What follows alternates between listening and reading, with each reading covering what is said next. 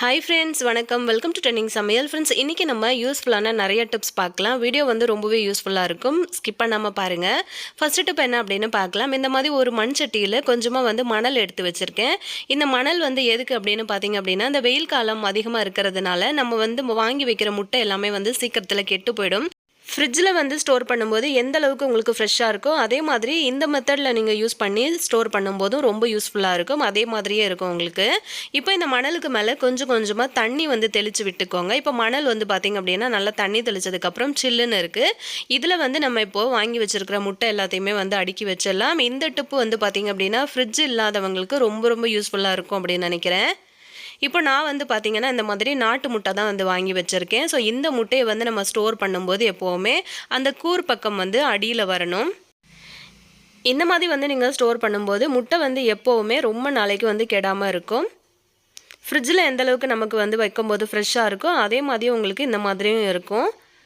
So கண்டிப்பாக இந்த idea வந்து உங்களுக்கு ரொம்ப ரொம்ப யூஸ்ஃபுல்லாக இருக்கும் அப்படின்னு நினைக்கிறேன். நீங்களும் வந்து ட்ரை பண்ணி பாருங்கள். நான் வந்து எப்போவுமே முட்டை இந்த மாதிரி தான் ஸ்டோர் பண்ணி வைப்பேன். எனக்கு வந்து பார்த்திங்கன்னா ஃப்ரிட்ஜில் வந்து முட்டை ஸ்டோர் பண்ணுறது பிடிக்காது. ஸோ எப்போவுமே வந்து வெளியில் தான் வைப்பேன். அதுவும் இந்த மாதிரி மணலில் வந்து வைக்கும்போது ரொம்ப நாளுக்கு வந்து நல்லாயிருக்கும். ட்ரை பண்ணிவிட்டு எப்படி இருக்குன்னு சொல்லுங்கள். நெக்ஸ்ட் டிப் என்ன அப்படின்னு சொல்லிட்டு பார்க்கலாம். இந்த மாதிரி ஒரு லக்ஸ் சோப்பு வந்து எடுத்திருக்கேன். வாசமாக இருக்கிற எந்த விதமான சோப்பு வேணும்னாலும் எடுத்துக்கோங்க. நான் வந்து இதுக்காக புதுசாக வந்து சோப்பு எடுக்கலை. ஆல்ரெடி வந்து யூஸ் பண்ணின ஒரு சின்ன பீஸ் சோப்பு தான் வந்து எடுத்திருக்கேன். நல்லா அந்த சோப்பு வந்து கரைஞ்சிருச்சு. ஸோ அதனால நான் அதை வந்து எடுத்திருக்கேன். பெரிய சோப்பு வந்து யூஸ் பண்ணி அதை வந்து வேஸ்ட் பண்ணாதீங்க. முடிஞ்ச வரைக்கும் அந்த மாதிரி சின்ன பீஸ் சோப்பாக வந்து எடுத்துக்கோங்க. இதில் வந்து பார்த்திங்க அப்படின்னா இந்த மாதிரி கிராம்பு வந்து எடுத்துக்கோங்க. அந்த கிராம்பை வந்து இந்த சோப்பு ஃபுல்லாக வந்து குத்தி விட்டுக்கோங்க.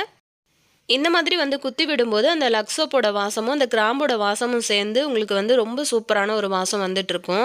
இப்போது ஒரு சில ஃப்ரெண்ட்ஸ் வந்து கேட்குறீங்க, அந்த மாதிரி பீரோவை வந்து திறக்கும் போதே ஒரு விதமான ஸ்மெல் வந்து வருது, அதை எப்படி வந்து அவாய்ட் பண்ணுறது அப்படின்னு சொல்லிட்டு. எப்போவுமே நீங்கள் வந்து பீரோவில் துணியெல்லாம் அடுக்கி வைக்கிறீங்க அப்படின்னா இந்த மாதிரி வந்து ரெடி பண்ணிவிட்டு இதை வந்து நீங்கள் உங்களோட பீரோவில் துணிகளுக்கு நடுவில் வந்து கொண்டு போய் வச்சுடுங்க. இந்த மாதிரி வைக்கும்போது உங்களோட பீரோ வந்து எப்போ நீங்கள் ஓப்பன் பண்ணினாலுமே நல்ல கம கமன்னு வாசமாக இருக்கும். அதே மாதிரி அந்த குட்டி குட்டி பூச்சி, அதே மாதிரி குட்டியாக இருக்கிற அந்த கரப்பாம்பூச்சி தொல்லைகள் எல்லாமே வந்து உங்களுக்கு இல்லாமல் இருக்கும். நிறைய பேர் பார்த்தீங்க அப்படின்னா பீரோக்குள்ளே கூட கரப்பாம்பூச்சி வந்துடுது அப்படின்னு சொல்கிறீங்க. இந்த மாதிரி நீங்கள் வைக்கும்போது அந்த கிராம்போட வாசத்துக்கு உங்களுக்கு வந்து கரப்பாம்பூச்சிகள் வந்து வரவே வராது. எப்போவுமே நீங்கள் வந்து துணிகளுக்கு நடுவில் இந்த மாதிரி வச்சிங்க அப்படின்னா துணிகளில் ஒரு விதமான ஃப்ரெஷ்னஸ் வந்து எப்போவுமே இருந்துகிட்டே இருக்கும். அடுத்து இதை எங்கே யூஸ் பண்ணலாம் அப்படின்னு பார்த்தீங்கன்னா இந்த மாதிரி மாஸ்க் வந்து எடுத்துக்கோங்க. மெடிக்கல் மாஸ்க் தான் எடுத்திருக்கேன். இதை வந்து மேல் பக்கத்தில் லைட்டாக வந்து கட் பண்ணி எடுத்துக்கோங்க. இப்போ உங்களுக்கு இந்த மாதிரி பவுச் மாதிரி கிடைக்கும். இதுக்குள்ளே நம்ம வந்து ரெடி பண்ணி எடுத்து அந்த சோப்பை வந்து உள்ளே போட்டுடலாம். சோப்பை வந்து முழுசாக போடணும் அப்படின்னா ஒரே ஒரு சோப்பு தான் யூஸ் பண்ண முடியும் இல்லையா? இதை வந்து ஒரு 4-5 பீசஸாக வந்து கட் பண்ணி கூட நீங்கள் வந்து யூஸ் பண்ணிக்கலாம். ஏன் அப்படின்னா நம்ம வந்து இப்போ பீரோவுலையும் வைக்கணும், இப்போ பாத்ரூம்லையும் நம்ம வந்து யூஸ் பண்ண போகிறோம் அப்படின்னா ஒரு சோப்பு மட்டும் நமக்கு பத்தாது.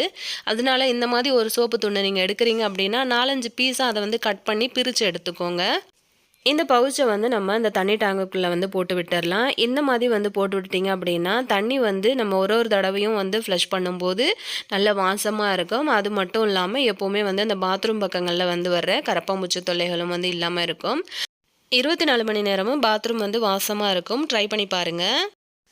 நெக்ஸ்ட் டிப் என்ன அப்படின்னு சொல்லிட்டு பார்க்கலாம். இந்த மாதிரி தோசை கல்லில் தோசை வந்து நம்ம போட்டுட்டு இருக்கும்போது 3 தோசை 4 தோசை போட்டுட்டோம்னா 5வது தோசை இந்த மாதிரி ஒட்டி பிடிச்சிக்கிட்டு ரொம்பவே அடம் பிடிக்கும்.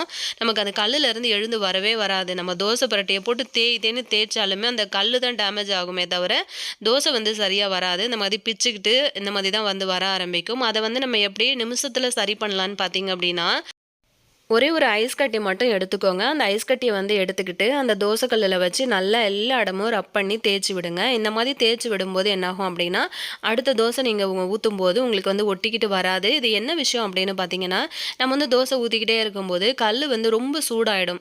சூடாக இருக்கும்போது திரும்ப திரும்ப நம்ம வந்து ஊற்றிட்டே இருக்கும்போது நமக்கு அது ஒட்டி பிடிக்கிறதுக்கு தான் வாய்ப்புகள் வந்து அதிகமாக இருக்குது. அதனால நம்ம டக்குன்னு ஐஸ் கட்டி வந்து யூஸ் பண்ணோம் அப்படின்னா டக்குன்னு அந்த தோசைக்கல் வந்து உங்களுக்கு கூல் டவுன் ஆகிடும்.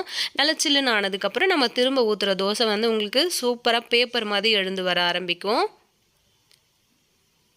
ரொம்ப சிம்பிளான ஒரு டிப்பு தான். ஆனா வந்து ரொம்ப ரொம்ப யூஸ்ஃபுல்லான ஒரு டிப்ஸ் அப்டின்னே சொல்லலாம்.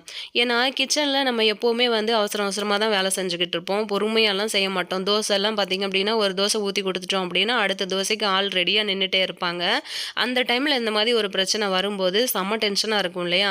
ஸோ அதெல்லாம் சமாளிக்கிறதுக்கு இந்த ஒரே ஒரு ஐஸ் கட்டி மட்டும் நீங்க யூஸ் பண்ணி பாருங்க. உங்க தோசைக்கல்ல அந்த மாரி ஒட்டி பிடிக்குது அப்டின்னா, இதுக்கு மேல அந்த பிரச்சனை வந்து உங்களுக்கு ஈஸியா சமாளிக்க முடியும். ட்ரை பண்ணி பாருங்க. நெக்ஸ்ட் டிப் என்னன்னு பார்க்கலாம். இந்த மாதிரி குட்டி குட்டியான பொம்மைகள் வந்து நம்ம ரொம்பவே லைக் பண்ணி வாங்கி வச்சிருப்போம் வீட்ல. இதெல்லாம் வந்து பார்த்தீங்கன்னா, ஹால்ல வந்து நம்ம டெக்கரேஷனுக்காக வந்து வச்சிருப்போம்.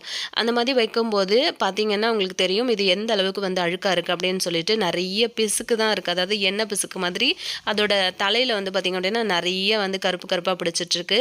இத வந்து ஈஸியா பளிச்சுன்னு நம்ம வந்து வாங்கிட்டு வரும்போது எந்த அளவுக்கு பளிச்சுன்னு இருந்ததோ, அதே மாதிரி கிளீன் பண்றதுக்கு சின்னதா ஒரு பவுல்ல கொஞ்சமா கோல்கேட் பேஸ்ட் வந்து சேர்த்து கலந்து விட்டுருங்க. அது கூட வந்து கொஞ்சம் கை பொறுக்கிற சூடுல சுடு தண்ணி வந்து ஊத்தி விட்டுருங்க.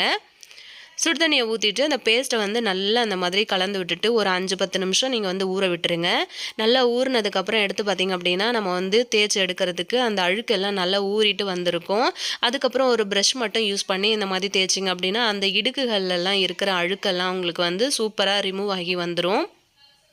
பார்த்தீங்கன்னா உங்களுக்கு தெரியும். முன்னாடி நான் வந்து காமிக்கும்போது எந்த அளவுக்கு அழுக்கா இருந்தது அப்படின்னு சொல்லிட்டு. இந்த பொம்மை பார்த்தீங்க அப்படின்னா, நான் வந்து கார்ல வைக்கிறதுக்காக வாங்கியிருந்தோம். ஸோ கார்ல வைக்கிறதுக்கு வேற ஒரு பொம்மை இப்போ வாங்குனதுனால, இந்த பொம்மைலாம் வந்து பார்த்தீங்கன்னா, இப்போ வீட்ல வந்து வச்சிருக்கோம். அடிக்கடி இந்த மாதிரி நம்ம கழுவி சுத்தமா வந்து கிளீன் பண்ணி வச்சோம் அப்படின்னா, நமக்கு வந்து பார்க்கறதுக்கே நல்லா பளிச்சுன்னு இருக்கும். இந்த ஐடியா உங்களுக்கு ரொம்பவே யூஸ்ஃபுல்லா இருக்கும்னு நெனைக்கிறேன். நீங்களும் வந்து ட்ரை பண்ணி பாருங்க. நம்ம இப்போ நெக்ஸ்ட் டிப் என்ன அப்படின்னு சொல்லிட்டு பார்க்கலாம்.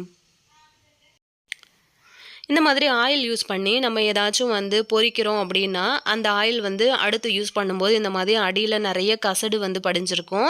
இத வந்து அப்படியே நம்ம அடுத்த சமையலுக்கு வந்து யூஸ் பண்ண முடியாது. இந்த மாதிரி வந்து யூஸ் பண்ணின ஆயில வந்து நம்ம மறுநாள் வச்சு யூஸ் பண்ணக்கூடாது. ஒரே நாள்லயே வந்து யூஸ் பண்ணி முடிச்சிரணும். ஸோ இந்த டஸ்ட்ட வந்து நம்ம ஃபில்டர் பண்ணி எடுத்தோம் அப்படின்னாலும், அடியில நமக்கு நெறைய குட்டி குட்டியான டஸ்ட் வந்து இருக்க தான் செய்யும். சுத்தமான எண்ணெய் மாதிரி நம்மளால எடுக்கவே முடியாது. அத வந்து எப்படி ஈஸியா எடுக்கிறதுன்னு பார்த்தீங்கன்னா, இந்த மாதிரி கொஞ்சமா கார்ன்ஃப்ளவர் மாவு வந்து எடுத்துக்கிட்டு, கொஞ்சம் தண்ணி ஊத்தி இந்த மாதிரி கலந்து எடுத்துக்கோங்க. இப்போ ஸ்டவ் ஆன் பண்ணிட்டு, இந்த எண்ணெய் கடாய் வந்து அடுப்புல வச்சுக்கிறேன். எண்ணெய் வந்து லைட்டா சூடு ஏற ஆரம்பிக்கிற டைம்ல, இந்த கார்ன்ஃப்ளவர் கரைசல அதுக்குள்ள வந்து ஊத்தி விட்டுருங்க. இந்த மாதிரி ஊத்திட்டு ஒரு 2 நிமிஷம் கரண்டிய வச்சு இந்த மாதிரி வந்து சுத்தி சுத்தி விட்டீங்க அப்படின்னா, அந்த ஆயில்ல வந்து இருக்கிற கசடுகள் மொத்தமே உங்களுக்கு வந்து அந்த கார்ன்ஃப்ளவர் மாவுல ஃபுல்லா ஒட்டிக்கும். நல்லா ஒட்டுனதுக்கப்புறம் நம்ம வந்து இறக்கிரலாம். பார்த்தீங்கன்னா உங்களுக்கு தெரியும். அவ்ளோ கசடுகளும் அந்த கார்ன்ஃப்ளவர் மாவுல வந்து போயிட்டு சூப்பரா ஒட்டிக்கிச்சு பாருங்க. இப்ப நமக்கு எண்ணெய் வந்து நல்லா தெளிவா இருக்கும். இத வந்து நம்ம ஃபில்டர் பண்ணி திரும்ப நம்ம வந்து சமையலுக்கு யூஸ் பண்ணிக்கலாம். இந்த டிப் உங்களுக்கு ரொம்ப ரொம்ப யூஸ்ஃபுல்லா இருக்கும் அப்படின்னு நினைக்கிறேன். கண்டிப்பா நீங்களும் வந்து ட்ரை பண்ணி பாருங்க. ஆல்ரெடி நம்ம சேனல்ல நெறைய டிப்ஸ் வீடியோஸ் வந்து போஸ்ட் பண்ணியிருக்கோம். டைம் இருந்தது அப்படின்னா மறக்காம செக் பண்ணுங்க. உங்க ஃப்ரெண்ட்ஸ் அண்ட் ஃபேமிலி மெம்பர்ஸ் கூடயும் வந்து ஷேர் பண்ணிக்கோங்க. நீங்க சப்ஸ்கிரைப் பண்ணல அப்படின்னாலும் பரவால்ல.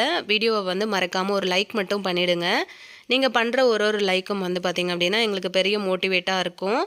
இந்த ரீசன்ட் வீடியோலாம் நீங்க பார்க்கலன்னா சேனல்ல இருக்கு. போய் பாருங்க. நெக்ஸ்ட் ஒரு வீடியோல நான் உங்கள மீட் பண்றேன் ஃப்ரெண்ட்ஸ். Thank you.